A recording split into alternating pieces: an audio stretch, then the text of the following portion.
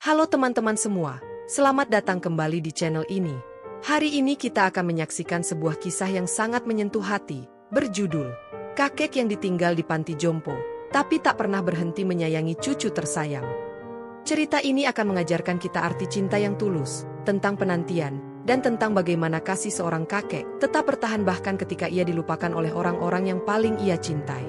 Tapi sebelum kita mulai ceritanya, jangan lupa ya teman-teman, klik tombol subscribe, like videonya, tinggalkan komentar terbaik kalian, dan jangan lupa tekan lonceng notifikasinya, agar kalian selalu mendapat pemberitahuan setiap kali channel ini mengunggah kisah inspiratif terbaru.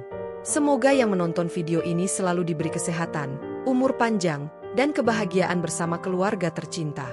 Karena setiap kisah yang kita dengar hari ini, semoga menjadi pengingat bahwa waktu bersama orang yang kita sayang tak akan pernah bisa terulang. Sekarang mari kita mulai ceritanya. Pagi itu langit tampak muram. Awan kelabu menggantung berat di atas atap rumah tua di pinggir kota itu. Udara terasa dingin, seakan menyimpan sesuatu yang tak ingin diucapkan. Di teras, kakek Sastro duduk di kursi rotan yang sudah sedikit goyah, menatap halaman rumah yang mulai dipenuhi daun kering. Tangannya menggenggam tongkat kayu peninggalan almarhum istrinya, sementara pandangannya kosong menembus kejauhan. Suara gaduh terdengar dari dalam rumah. Suara piring yang saling beradu, langkah terburu-buru, dan bisikan yang sengaja dikecilkan agar tidak terdengar jelas. Tapi telinga kakek yang sudah renta masih cukup peka untuk menangkap percakapan itu. "Mas, apa benar kita harus titip bapak di panti?" Suara perempuan muda, lirih tapi tegas, terdengar dari dalam rumah. Itu suara menantunya, Lani. "Kamu juga tahu sendiri, Lan," sahut Rudi, anak satu-satunya kakek, dengan nada berat. "Aku kerja dari pagi sampai malam. Kamu juga sibuk jualan online. Siapa yang jagain bapak kalau nanti makin pikun?" Kakek menunduk pelan. Ia tak ingin mendengar, tapi setiap kata itu seperti mengetuk dadanya. Ia tahu dirinya mulai sering lupa. Kadang lupa makan, kadang salah menyebut nama cucunya. Tapi ia tak pernah menyangka, lupa bisa membuat seseorang dianggap beban. Dari ruang tamu, Lani menjawab, "Aku cuma takut, Mas, nanti tetangga ngomong bapak jalan sendirian, nyasar lagi kayak kemarin." "Justru itu," jawab Rudi cepat. "Di panti jompo ada yang jagain. Tempatnya bersih, teratur. Bapak akan lebih nyaman di sana." Kakek menghela napas panjang. Ia mencoba tersenyum ketika Lani keluar membawa koper kecil. "Koper siapa itu, Nak?" tanyanya dengan suara lembut. Lani tersentak, lalu tersenyum canggung. Ini barang-barang kakek. Nanti kita titip di tempat yang lebih baik, ya, Kek. Di sana ada banyak teman seumuran kakek, bisa ngobrol." "Titip? Panti?" Kakek memandang Rudi dengan mata berkaca-kaca. "Kamu mau bawa bapak ke panti?" Rudi menunduk. "Bapak jangan salah paham, ya. Ini cuma sementara.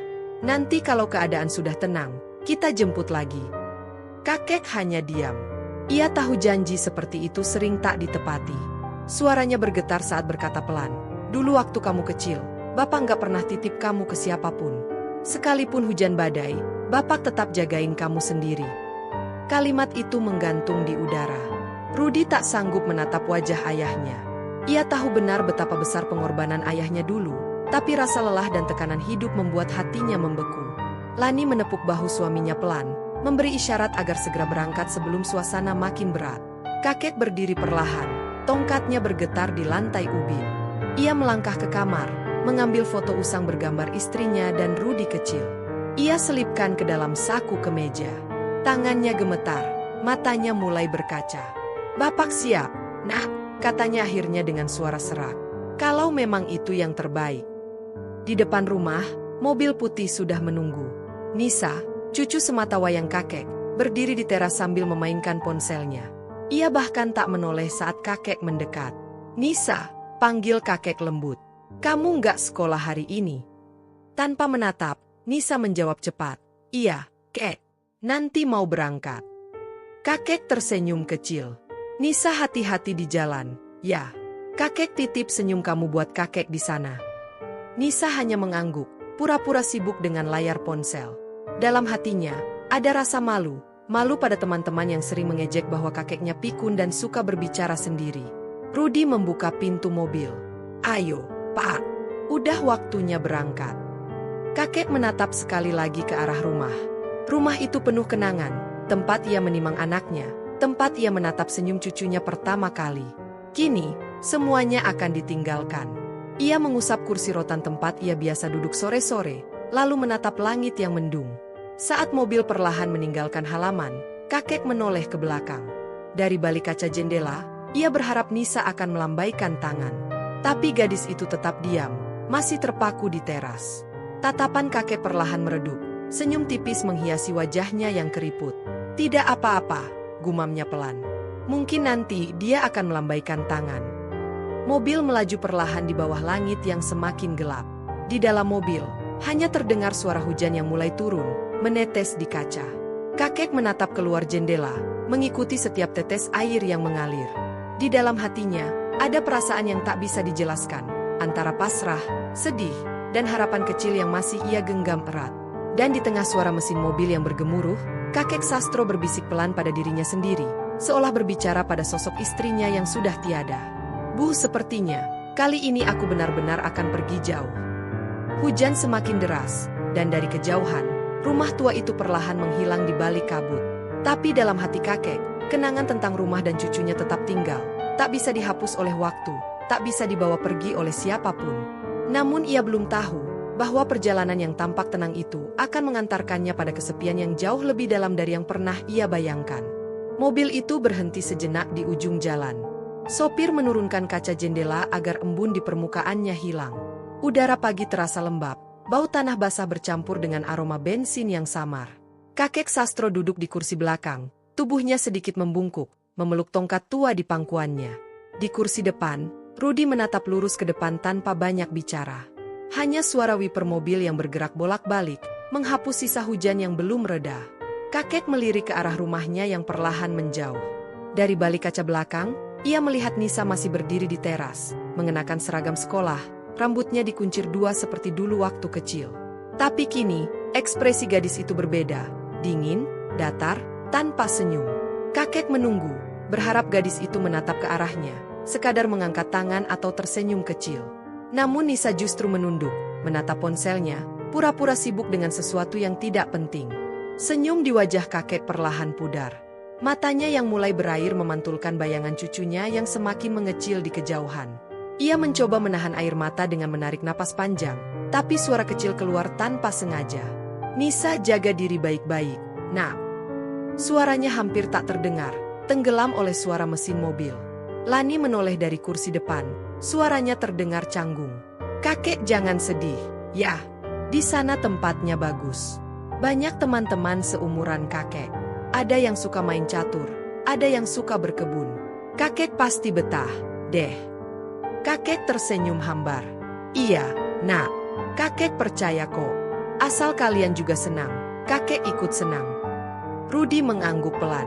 Maaf, Pak, kami nggak punya pilihan lain. Kakek menggeleng perlahan, matanya menatap keluar jendela. Pilihan selalu ada, nak. Hanya kadang, yang dipilih bukan yang membuat hati tenang. Suasana dalam mobil hening. Tak ada yang berbicara. Hanya deru mesin dan suara angin yang menampar kaca. Di luar, pepohonan bergoyang ditiup angin lembut, seolah ikut menyaksikan kepergian seorang tua yang sedang meninggalkan rumahnya untuk terakhir kali. Kakek memandang keluar, mengenang masa lalu yang berputar seperti film lama dalam kepalanya. Ia teringat ketika Nisa masih kecil, sering berlari ke pelukannya sambil tertawa. Kakek, gendong Nisa, yuk. Begitu kata gadis kecil itu dulu. Dan tanpa ragu, kakek akan mengangkat tubuh mungil itu tinggi-tinggi, tertawa bersama di halaman rumah. Kini, gadis yang sama berdiri kaku di teras, bahkan tak menatapnya. Ada rasa perih yang sulit dijelaskan. Seolah ada bagian dari dirinya yang tertinggal di sana, bagian yang tak akan pernah bisa ia ambil kembali. Rudi mencoba mencairkan suasana. Pak, nanti kalau kakek sudah di sana, jangan sungkan bilang kalau butuh apa-apa, ya. Saya bakal sering nengokin. Kakek tersenyum tipis. Iya, nak. Kakek tahu kamu sibuk. Jangan khawatir. Kakek nggak akan nyusahin siapapun. Rudi menelan ludah, merasa bersalah.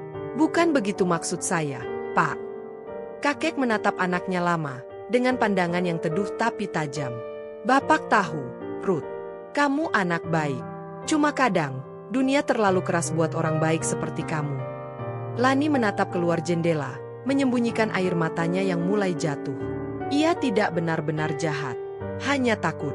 Takut pada cibiran orang, takut pada tanggung jawab, takut menghadapi sesuatu yang mengingatkannya pada masa tua yang kelak menunggunya juga.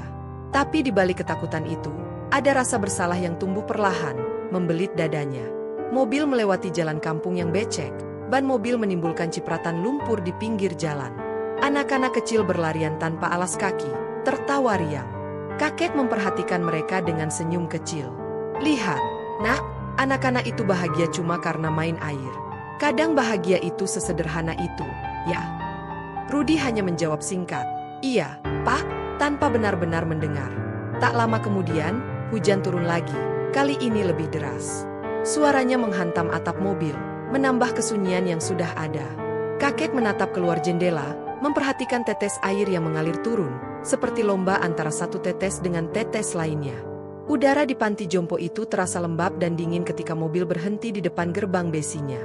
Ket dinding yang mulai pudar, taman kecil yang dipenuhi bunga kertas, dan aroma campuran antara karbol dan obat-obatan langsung menyambut hidung kakek Sastro. Ia menatap sekeliling pelan, matanya berusaha memahami tempat asing yang kini disebut orang sebagai rumah barunya. Di wajahnya ada senyum kaku, seperti seseorang yang berusaha tampak kuat di hadapan kenyataan yang tak bisa dihindari. Petugas panti, seorang wanita parubaya bernama Bu Yani, menyambut mereka dengan ramah. Selamat pagi, Pak Sastro. Mari, silakan masuk. Di sini banyak teman sebaya, pasti betah, katanya sambil tersenyum. Kakek membalas dengan anggukan kecil. Iya, Bu. Terima kasih. Rumahnya kelihatan tenang. Ya.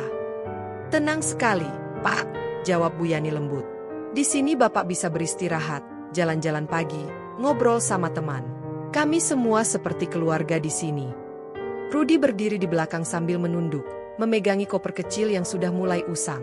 Tangannya gemetar sedikit saat menyerahkan koper itu ke Bu Yani. Ini, Bu, barang-barang Bapak. Tolong dijaga ya. Bu Yani mengangguk, lalu melirik kakek dengan tatapan iba. Tenang saja, Nak.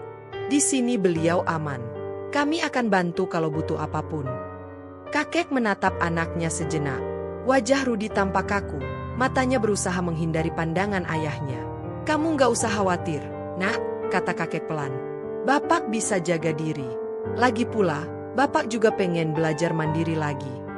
Suara kakek lembut, tapi terselip getir yang tidak bisa disembunyikan. Rudi hanya mengangguk, lalu menjawab lirih. Iya, Pak, nanti kalau sempat, kami datang, ya. Kakek tersenyum. Kalau sempat, ya. Rudi terdiam. Ia tak mampu menatap mata itu lebih lama. Ketika mobil akhirnya pergi meninggalkan halaman panti, suara mesin menjauh perlahan. Kakek berdiri di tepi taman, memandangi debu yang berterbangan di belakang mobil. Angin membawa aroma tanah basah sisa hujan pagi. Ia tidak menangis, tapi matanya kosong, seperti sedang menatap masa lalu yang perlahan memudar. Bu Yani mengantarnya ke kamar. Ruangan itu kecil, dengan 2 tempat tidur, meja kecil, dan lemari kayu. Di dinding tergantung jam tua yang berdetak pelan, memberi kesan sepi yang aneh. Di ranjang sebelah, seorang pria tua sedang duduk sambil memandangi foto keluarganya. Ia tersenyum ramah ketika kakek datang. Baru masuk, ya, Pak? Tanya pria itu. Kakek mengangguk. Iya, baru hari ini. Nama saya Sastro. Ah, saya Wibowo. Panggil aja Pak Wibowo. Selamat datang, ya. Kita senasib. Kakek menatapnya heran. Senasib? Pak Wibowo terkekeh, tapi senyumnya pahit. Iya, sama-sama, dititipkan. Tapi nanti juga terbiasa, Pak. Di sini, waktunya berjalan pelan, tapi sepi itu cepat datang. Kakek hanya diam. Ia berjalan ke ranjangnya, duduk pelan, dan menarik napas panjang. Dari jendela kecil di dekat ranjang, terlihat taman belakang yang hijau dan beberapa burung pipit terbang rendah. Di luar, terdengar suara penghuni lain bercakap-cakap, beberapa tertawa, beberapa hanya menggumam sendiri. Suasana itu menenangkan, tapi juga menyesakkan. Ketika malam datang, lampu di lorong panti meredup. Bau obat dari ruang perawat menguar samar, bercampur dengan aroma kayu tua. Kakek berbaring di ranjangnya, menatap langit-langit putih pucat. Ia memegang foto istrinya yang kini sudah lusuh di tangan. "Bu," bisiknya pelan. "Tempat ini tenang, tapi rasanya dingin sekali. Andai kamu masih ada, mungkin aku nggak akan merasa sendirian seperti ini." Suara langkah kaki terdengar di luar kamar, lalu hilang begitu saja. Detak jam dinding terdengar semakin keras di telinga kakek, membuat malam terasa panjang. Ia menutup mata, mencoba tidur, tapi bayangan wajah cucunya terus muncul di benaknya, wajah yang pagi tadi menolak menatapnya. Kakek menghela napas panjang.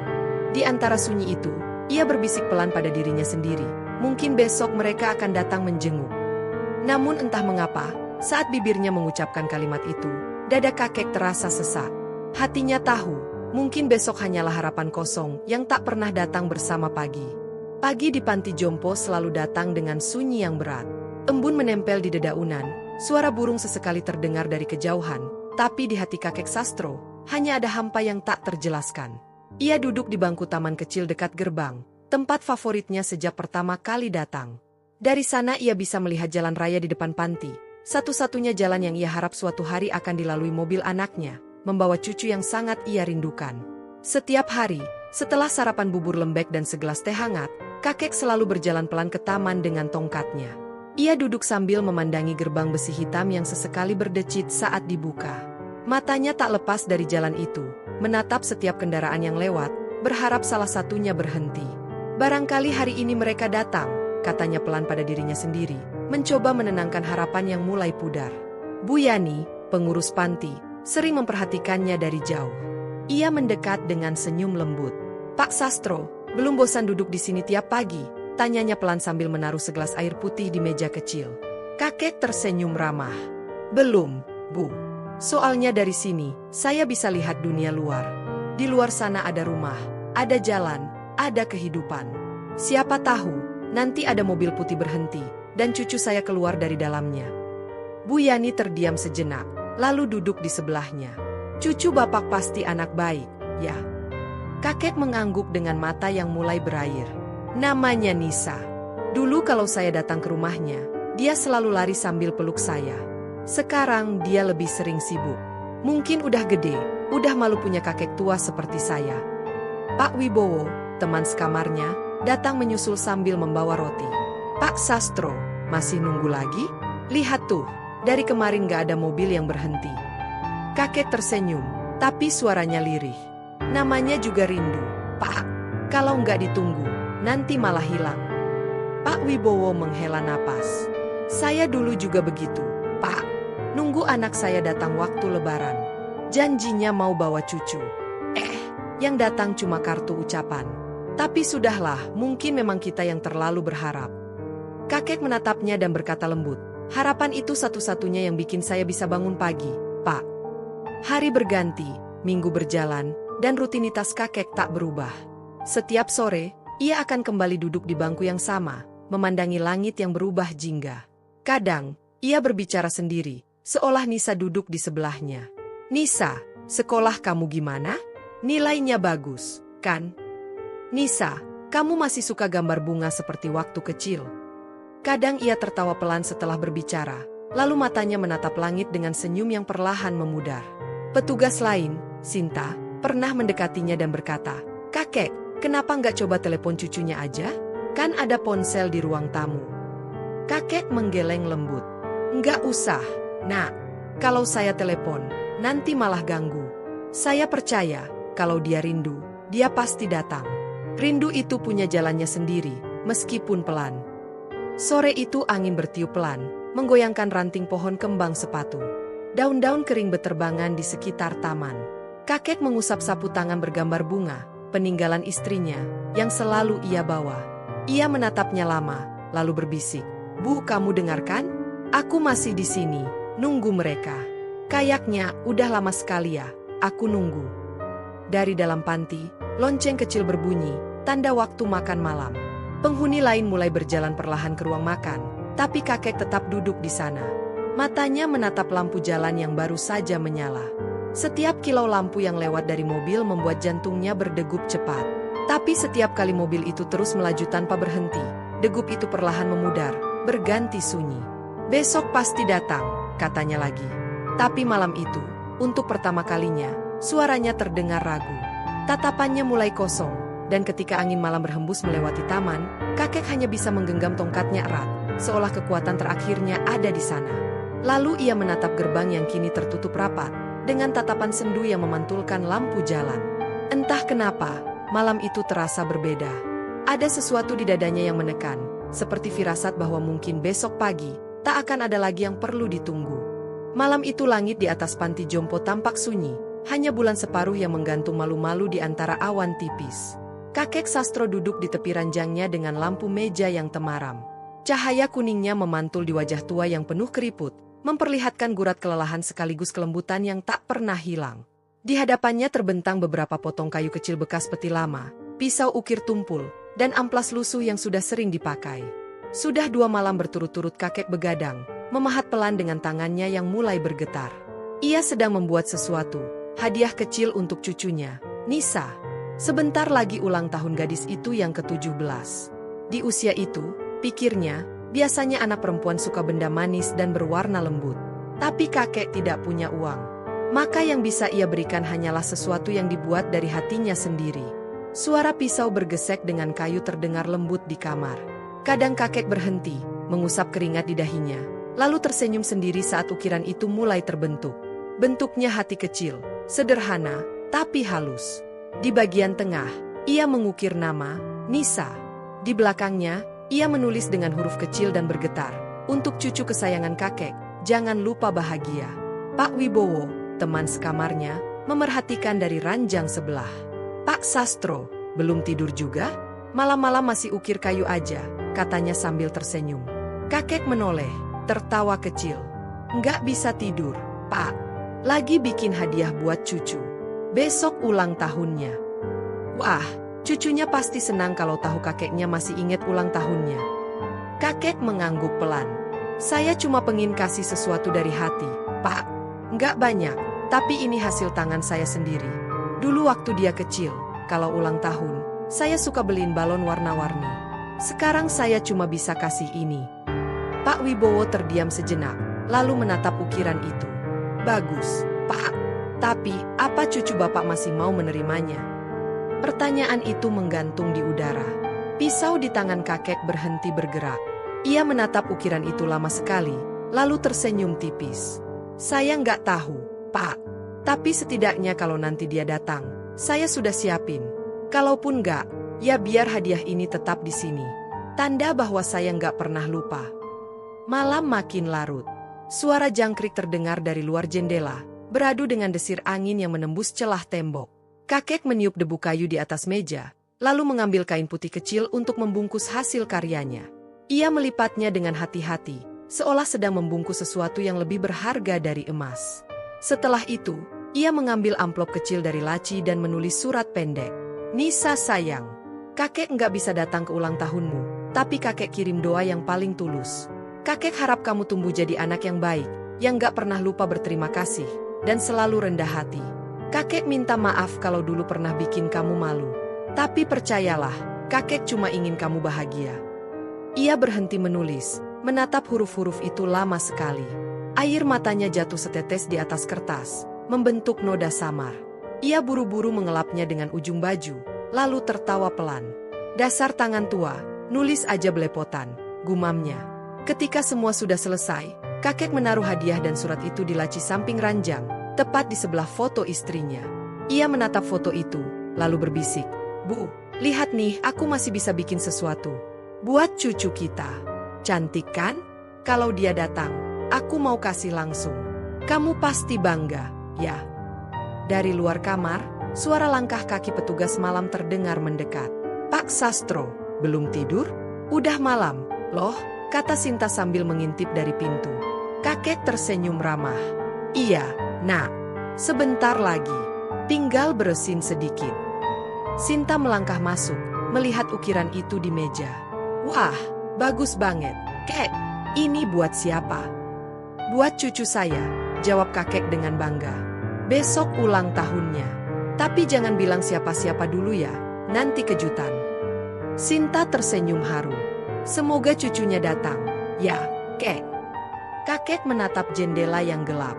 "Iya, semoga." Setelah Sinta pergi, kamar kembali sunyi. Hanya detak jam dinding yang terdengar. Kakek berbaring pelan, tapi matanya tak kunjung terpejam. Ia terus menatap ke arah laci tempat hadiah itu disimpan. Di kepalanya, ia membayangkan wajah Nisa tersenyum menerima pemberiannya, memeluknya, lalu berkata seperti dulu waktu kecil, "Terima kasih, kakek." Ia memejamkan mata sambil tersenyum kecil. Tapi jauh di lubuk hatinya, ada rasa cemas yang tak bisa dihapus. Entah mengapa malam itu terasa panjang sekali, seolah waktu sengaja berjalan lambat untuk menemaninya menunggu sesuatu yang belum tentu datang. Dan saat angin malam berembus masuk dari jendela yang setengah terbuka, lilin di atas meja bergoyang pelan, nyalanya menipis. Cahaya terakhirnya menyorot wajah kakek yang tertidur dengan senyum tipis, senyum penuh harapan yang mungkin hanya akan bertemu kenyataan di hari yang tak pasti.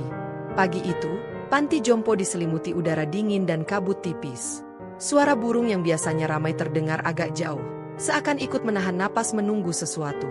Di kamar kecil itu, kakek Sastro duduk di kursinya sejak subuh, mengenakan kemeja batik lamanya yang warnanya sudah pudar tapi disetrika rapi. Di meja, tergeletak ukiran kayu berbentuk hati yang semalam ia buat dengan penuh cinta, sudah dibungkus rapi dalam kain putih dan diikat dengan pita merah kecil. "Pak Sastro, pagi-pagi sudah rapi aja," sapa Bu Sinta, petugas panti, sambil membawa secangkir teh hangat. Kakek tersenyum lemah, tapi matanya berbinar. "Hehe, hari ini ulang tahun cucu saya, Nisa. Siapa tahu dia datang. Kakek harus kelihatan pantas, kan?" Sinta menatapnya dengan iba. "Semoga dia datang, ya, kek. Tehnya diminum dulu, biar nggak dingin." Kakek mengangguk. "Terima kasih, nak."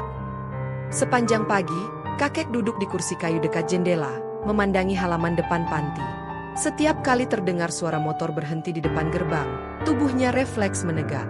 Tangannya gemetar sedikit, matanya memandang penuh harap.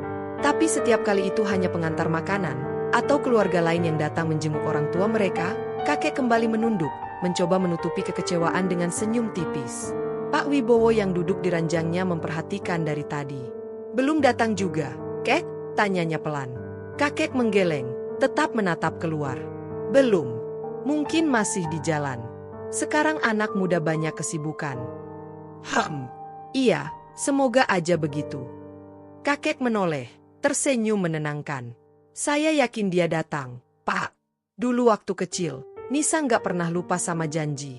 Sekarang pasti juga nggak." Waktu berjalan perlahan. Matahari naik tinggi, lalu perlahan turun lagi. Dari jendela, bayangan pepohonan mulai memanjang. Satu persatu tamu panti pulang, meninggalkan para orang tua yang kembali menatap kosong ke arah gerbang. Kakek masih di tempat yang sama. Pakaian batiknya kini kusut, tangan tuanya menggenggam ukiran itu erat-erat, seolah takut benda itu menghilang jika dilepaskan. Sinta datang membawa piring makan siang yang sudah mulai dingin. "Kek, makannya dulu, ya. Nanti sakit loh kalau belum makan." Kakek menoleh sebentar, lalu menatap kembali keluar. "Sebentar, nak. Saya takut kalau makan, nanti dia datang, saya nggak sempat nyambut." Sinta menunduk, suaranya pelan. "Kek, udah sore. Mungkin besok dia datangnya." Kakek menggeleng pelan. "Enggak, nak. Nisa pasti datang hari ini. Dia nggak pernah lupa ulang tahunnya sendiri, apalagi kakeknya." Suara azan maghrib berkumandang dari surau kecil di seberang jalan. Langit mulai memerah, dan angin dingin meniup masuk dari celah jendela. Di kursi itu, kakek masih duduk, tubuhnya sedikit gemetar. Bibirnya komat kamit, entah berdoa, entah berbicara pada dirinya sendiri. "Ya Allah, jaga cucuku di jalan. Mungkin dia terlambat karena hujan. Semoga dia selamat sampai sini," bisiknya. Tetesan air mata jatuh pelan di pipinya. Ia cepat-cepat mengusapnya, mencoba tersenyum saat Bu Sinta datang lagi dengan selimut. "Saya kuat kok, nak. Ini cuma dingin." Di luar, langit benar-benar gelap. Lampu taman menyala, dan gerbang panti sudah dikunci. Tak ada suara motor lagi, hanya bunyi jangkrik dan desir angin yang semakin menusuk tulang. Pak Wibowo menatap temannya itu dengan iba. "Kek, mungkin cucunya sibuk. Jangan sedih, ya." Kakek tersenyum kaku. "Enggak apa-apa, Pak. Mungkin nanti dia datang minggu depan. Siapa tahu." Namun suaranya bergetar halus. Matanya sayu. Ia menatap kembali ke arah gerbang yang kini hanya menampilkan bayangan hitam di bawah lampu kuning. Beberapa menit kemudian, ia berdiri perlahan, memungut hadiah yang tadi diletakkan di meja, lalu menaruhnya di pangkuan. "Nisa, kakek tunggu, nak," gumamnya lirih. Ia menatap hadiah itu lama sekali, seperti sedang berbicara dengan sesuatu yang hanya bisa dimengerti hatinya. Dan malam itu, sebelum tidur, ia menyelipkan kembali ukiran kayu itu ke dalam laci. Tapi kali ini tangannya gemetar lebih lama, dan matanya memandang kosong ke arah luar jendela. "Besok pasti datang," bisiknya. "Besok pasti." Namun angin malam yang masuk melalui jendela hanya berdesir pelan, membawa dingin dan kesunyian yang tak bisa menjawab apa-apa. Dan di luar, di bawah langit kelam tanpa bintang, waktu berjalan pelan, membiarkan seorang kakek menunggu hari yang mungkin tak pernah datang. Keesokan harinya, suara burung kembali berkicau di halaman panti. Udara pagi terasa segar, dan sinar matahari masuk menembus jendela, menyinari wajah kakek sastro yang masih terlelap di kursinya. Batiknya masih sama seperti kemarin, hanya kini tampak kusut dan sedikit lusuh. Di meja, cangkir teh dari semalam masih utuh, dingin dan tak tersentuh. Bu Sinta masuk perlahan, membawa sarapan. "Kek, ayo bangun dulu, makan." "Ya," katanya lembut sambil menepuk bahu kakek. Kakek membuka mata pelan, tersenyum lemah. "Oh, pagi ya? Saya ketiduran." "Ya, nak." "Iya, kek." Semalam kakek nunggu sampai larut banget. Kakek mengangguk, pandangannya masih mengarah ke jendela. Mungkin Nisa datang siang ini. Kadang anak muda suka bangunnya siang. Sinta hanya bisa tersenyum pahit. Ia tahu kakek menunggu sesuatu yang mungkin tidak akan datang. Tapi ia tak tega memadamkan harapan itu. Ia menaruh sarapan di meja, lalu keluar sebentar untuk mengangkat telepon yang berdering di ruang depan. "Panti Harapan Sejahtera, dengan Sinta di sini," jawabnya sopan. Dari ujung sana terdengar suara perempuan muda, terburu-buru, terdengar gugup. "Halo, ini panti tempat kakek sastro tinggal, ya?" "Iya, betul. Ini siapa, ya?" Saya Nisa, cucunya." Sinta menegang sejenak, lalu menatap ke arah kamar tempat kakek berada. "Oh, iya, betul. Pak Sastro di sini. Kakeknya baik-baik saja, Mbak." Dari seberang, terdengar helaan napas panjang. "Maaf ya, Mbak, saya belum sempat datang kemarin. Saya sibuk banget. Ada kerjaan yang nggak bisa ditinggal." Sinta menahan diri agar suaranya tetap tenang. "Kakek nunggu dari pagi sampai malam, Mbak. Dia nyiapin sesuatu buat Mbak, katanya buat ulang tahun." Sunyi sesaat, lalu terdengar suara Nisa pelan, nyaris berbisik. "Iya, saya tahu. Tapi saya nggak bisa ke sana dalam waktu dekat. Tolong bilang ke kakek, saya sayang sama dia. Tapi saya lagi banyak urusan." Sinta menggigit bibir, matanya berkaca-kaca. "Baik, Mbak. Nanti saya sampaikan." Begitu telepon ditutup, Sinta berdiri lama di depan meja resepsionis, menatap lantai, seolah kalimat terakhir dari Nisa menancap di dadanya. Ia kembali ke kamar kakek sambil membawa senyum yang dipaksakan. "Kek, tadi ada telepon." Mata kakek langsung berbinar. "Dari siapa, nak?" "Dari Nisa." Sinta mengangguk. "Iya, kek. Nisa nelpon. Katanya dia minta maaf belum sempat datang kemarin." Kakek tersenyum kecil, mengangguk pelan. "Oh, nggak apa-apa, nak. Yang penting dia ingat kakek." "Dia bilang apa lagi?" Sinta menatap wajah kakek yang mulai keriput dan teduh itu. Hatinya ingin berkata jujur, bahwa cucunya mungkin takkan datang dalam waktu lama. Tapi lidahnya keluh. Dia bilang sayang sama kakek." Kakek tertawa kecil, tapi matanya basah. "Dia masih bilang gitu?" "Hei, dulu waktu kecil, setiap mau tidur dia suka bilang, 'Kakek, aku sayang kakek 1000 kali lipat.'" Ia menatap jauh ke arah jendela. "Ternyata masih ingat ya, nak." Nisa masih ingat. Sinta menunduk, tak sanggup menatap lebih lama. "Iya, kek masih ingat." Kakek mengangguk pelan, lalu menatap meja di sebelah ranjang. "Kalau gitu, hadiah ini jangan dikirim dulu, ya. Biar nanti kalau dia datang, saya kasih langsung. Saya pengen lihat wajahnya waktu buka hadiah ini." Sinta terdiam sejenak, lalu menjawab pelan, "Baik, kek." Hening kembali memenuhi ruangan. Di luar, suara langkah para penghuni panti terdengar samar, bercampur dengan desir angin. Kakek duduk diam sambil menatap keluar. Senyum kecil masih menggantung di bibirnya. Tapi di balik mata tuanya, ada genangan perasaan yang tak diucapkan. Perasaan yang campur aduk antara lega, rindu, dan luka yang ia sembunyikan sendiri. Ia menarik napas panjang, lalu berkata setengah berbisik, "Yang penting dia masih ingat kakek, itu udah cukup." Tapi setelah kata-kata itu keluar, matanya menatap kosong ke arah jalan yang jauh di depan panti, tempat motor-motor berlalu. Dan dalam hatinya, ia bertanya lirih, pertanyaan yang hanya dijawab oleh suara angin yang berhembus pelan. "Benarkah, nak, kamu masih ingat?" Hari-hari berikutnya berlalu dengan lambat. Setiap pagi, kakek Sastro tetap duduk di kursi dekat jendela yang sama, memakai batik yang sama, menatap gerbang panti dengan harapan yang sama. Tapi hari demi hari lewat tanpa kabar baru dari Nisa. Kadang kakek meminta Bu Sinta menelpon cucunya, tapi nomor yang dulu sempat tersambung kini selalu tak aktif. Pagi itu, udara terasa lebih dingin dari biasanya. Langit kelabu, tanda hujan akan turun.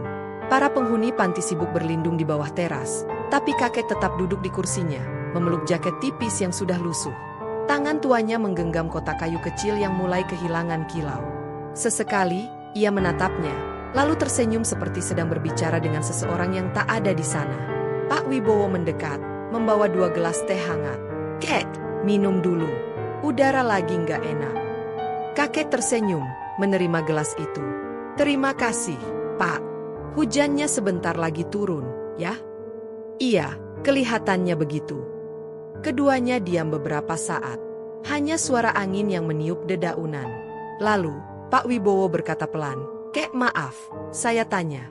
Kalau nanti cucunya nggak datang juga, Bapak mau gimana?" Pertanyaan itu membuat kakek terdiam lama. Ia menatap gerbang panti, bibirnya bergetar sedikit sebelum menjawab. "Saya nggak tahu, Pak. Tapi saya mau terus nunggu. Kadang orang muda suka lupa sebentar, tapi nanti pasti ingat lagi." Pak Wibowo mengangguk pelan, tapi sorot matanya sendu. "Semoga begitu." Tak lama kemudian, hujan turun perlahan. Rintiknya menimpa genteng panti, menimbulkan suara ritmis yang menenangkan tapi juga terasa menyayat hati. Kakek masih menatap keluar jendela, matanya mengikuti setiap tetes air yang mengalir di kaca. Dalam pikirannya, ia membayangkan Nisa kecil berlari di bawah hujan sambil tertawa, kenangan masa lalu yang terasa begitu hidup. "Nisa suka banget main hujan," gumamnya, tersenyum samar. Waktu kecil, tiap kali hujan, dia nyanyi-nyanyi. Suaranya lucu. Dia pernah bilang, hujan itu kayak pelukan dari langit. Pak Wibowo hanya menatap, tak sanggup bicara apa-apa. Sore itu, ketika hujan mulai reda, Bu Sinta datang membawa kabar. "Kek, tadi saya ketemu tetangga kakek di luar. Katanya, Nisa sekarang pindah ke kota lain, ikut kerja di luar daerah." Kakek menoleh perlahan. "Oh ya? Dia nggak bilang ke saya, ya?" Katanya mendadak. "Kek, belum sempat ngabarin." Kakek mengangguk, suaranya nyaris tak terdengar. "Oh gitu." Ia menatap keluar jendela lagi, diam lama. Lalu, dengan suara bergetar ia bertanya, "Dia masih ingat kakeknya, kan?" Sinta tak langsung menjawab. Ia menatap lantai, lalu berkata pelan, "Saya yakin masih, Kek." Tapi nada suaranya terdengar seperti seseorang yang berbohong demi menenangkan hati orang lain. Kakek menunduk, menatap hadiah kecil di tangannya. Jarinya yang keriput mengusap permukaan kayu itu pelan, seperti sedang membelai pipi cucunya. "Nisa kerja jauh. Ya baguslah kalau dia sukses," katanya sambil tersenyum kaku. "Anak muda memang harus kerja keras. Jangan kayak kakek, cuma bisa duduk nunggu." Matanya berair, tapi ia tertawa kecil, mencoba menutupi rasa sepi yang menekan dadanya. Malamnya, hujan turun lagi, kali ini lebih deras. Petir menyambar di kejauhan, mengguncang kaca jendela. Kakek masih duduk di tempatnya, lampu kamar sudah dimatikan. Hanya nyala lampu dari lorong yang menembus celah pintu, menerangi sebagian wajahnya. Di pangkuannya, hadiah kayu itu ia peluk erat-erat. Dalam remang itu, ia berbisik lirih, hampir tak terdengar. "Nisa, kalau kamu dengar, kakek masih di sini, nak. Masih nunggu." Air mata jatuh tanpa ia sadari. Ia tersenyum, tapi senyum itu lebih mirip luka yang menolak sembuh. Hujan makin deras di luar, seolah langit pun ikut menangis bersama seorang kakek yang masih memeluk harapannya sendiri. Dan di antara suara gemuruh langit, hanya satu kalimat kecil yang menggema di dadanya. kalimat yang tak pernah sempat ia ucapkan langsung. Kakek kangen kamu, Nisa. Pagi berikutnya, suasana panti terasa lebih muram dari biasanya. Hujan semalam membuat udara lembab, daun-daun jatuh berserakan di halaman, dan aroma tanah basah tercium dari balik jendela. Kakek Sastro bangun lebih awal dari biasanya. Tubuhnya tampak lemah, tapi matanya masih menyimpan semangat kecil. Semangat seorang lelaki tua yang menolak menyerah pada sepi. Ia duduk di meja kecil di sudut kamar, membuka laci dan mengeluarkan beberapa lembar kertas tua. Tangannya gemetar saat mengambil pulpen, tapi ia berusaha menulis. Huruf-hurufnya tak lagi rapi seperti dulu, tapi setiap goresannya membawa perasaan yang dalam. Ia ingin menulis surat lagi, bukan untuk marah, bukan untuk mengeluh, tapi untuk berbicara pada cucunya dengan cara yang lembut, seperti dulu. Nisa sayang, tulisnya pelan. Hari ini hujan lagi di sini. Kakek masih di kamar yang sama, duduk di kursi dekat jendela yang kamu suka dulu waktu kecil. Kakek masih simpan hadiah yang kakek buat kamu. Kayunya udah agak pudar, tapi kakek masih poles setiap hari biar tetap cantik. Ia berhenti sejenak, menarik napas panjang, lalu menatap ke arah luar. Langit tampak gelap, tapi di dalam matanya, ada sinar kecil yang berjuang untuk tetap hidup. Ia melanjutkan tulisannya. Kakek harap kamu baik-baik aja di sana. Kakek tahu hidup nggak gampang, apalagi buat anak muda kayak kamu. Kakek cuma pengen kamu ingat, kalau sesulit apapun dunia, kamu masih punya rumah. Mungkin bukan rumah besar, tapi ada hati tua di sini yang selalu nunggu kamu pulang. Air mata menetes di pipinya. Ia mengelapnya cepat-cepat, tapi tangannya gemetar makin kuat. Ah, mata tua, gumamnya, suka bikin huruf kabur. Ia menatap kembali kertas yang sudah separuh terisi. Wajahnya lembut, tapi lelah. Kakek rindu kamu, nak. Kadang kalau malam, kakek dengar suara langkah. Kakek kira kamu datang. Tapi ternyata cuma petugas ronda. Kakek ketawa sendiri habis itu. Tapi yang gak apa-apa. Namanya juga rindu. Saat sedang menulis, Bu Sinta datang membawa sarapan. Ia menatap kakek yang sedang asyik menulis, lalu tersenyum lembut. Kek, nulis surat lagi, ya? Kakek menoleh, tersenyum malu-malu. Iya, nak. Biar kalau nanti Nisa datang, suratnya udah siap. Kadang orang muda suka lupa baca pesan lisan, tapi kalau tertulis, bisa disimpan lama. Sinta menaruh piring bubur di meja. Mau saya bantu kirim suratnya nanti, kek? Kakek menggeleng pelan. Nggak usah, nak. Ini belum selesai. Mungkin nanti aja, kalau waktunya pas. Sinta mengangguk, lalu meninggalkan kamar itu dengan perasaan berat. Ia tahu surat itu mungkin takkan pernah sampai ke tangan yang dituju. Tapi melihat cara kakek menulis, penuh cinta dan harapan, rasanya mustahil untuk menghancurkan keyakinan itu. Beberapa jam kemudian, setelah selesai menulis, kakek melipat surat itu rapi dan memasukkannya ke dalam amplop. Ia menulis nama di depan dengan huruf besar, untuk Nisa, cucu kakek tercinta. Kemudian ia menaruh amplop itu di dalam kotak kayu kecil yang dulu ia ukir sendiri. Ia mengelus permukaan kotak itu, menatapnya lama, seolah sedang berbicara. Nisa, nanti kalau kamu datang, kamu buka ini ya. Di dalamnya ada hadiah, ada surat, dan ada doa yang kakek titipin di tiap hurufnya. Semoga kamu bisa baca semuanya sebelum kakek keburu nggak sempat ngomong. Suara jam dinding berdetak pelan. Angin sore masuk dari jendela yang terbuka, mengibaskan ujung kertas di meja. Kakek masih duduk di situ, tangannya kini bertumpu di lutut, napasnya perlahan tapi berat. Ia menatap keluar jendela, jalanan yang sama, gerbang yang sama, langit yang sama, tapi di matanya, semuanya mulai tampak kabur. Pak Wibowo masuk diam-diam, melihat kakek tertunduk. Kek, istirahat dulu, ayo, nanti masuk angin. Kakek menoleh, tersenyum kecil. Sebentar, Pak. Saya cuma pengen lihat langit sebentar. Siapa tahu hari ini dia datang. Pak Wibowo tak menjawab. Ia menepuk bahu sahabatnya pelan, lalu keluar lagi tanpa suara. Dan kakek kembali menatap gerbang itu. Setiap detik terasa lama. Ia masih menunggu, seperti biasanya. Tapi kali ini, di antara detik-detik panjang yang sunyi, tubuhnya mulai sedikit condong ke depan, matanya perlahan terpejam, dan napasnya melemah.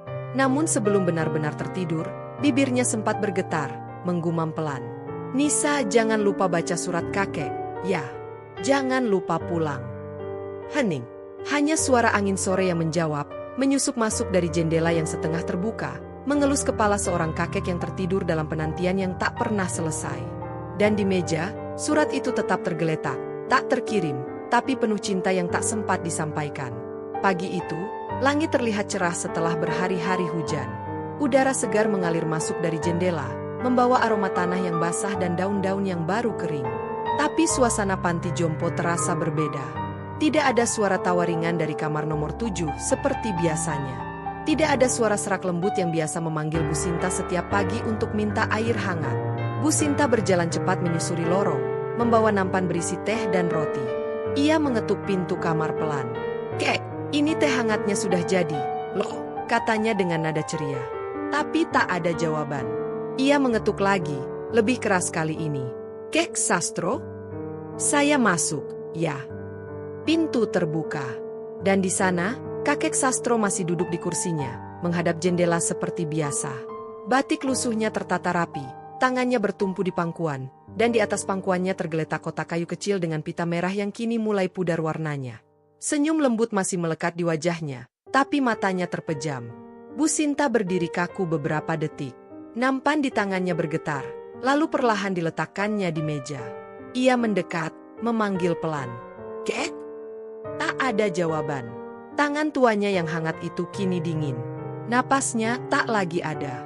Sinta menutup mulutnya, menahan tangis yang tiba-tiba pecah. "Ya Allah, kakek!" Suaranya bergetar. Ia menunduk, menyentuh bahu lelaki tua itu, dan air matanya jatuh satu persatu ke lantai.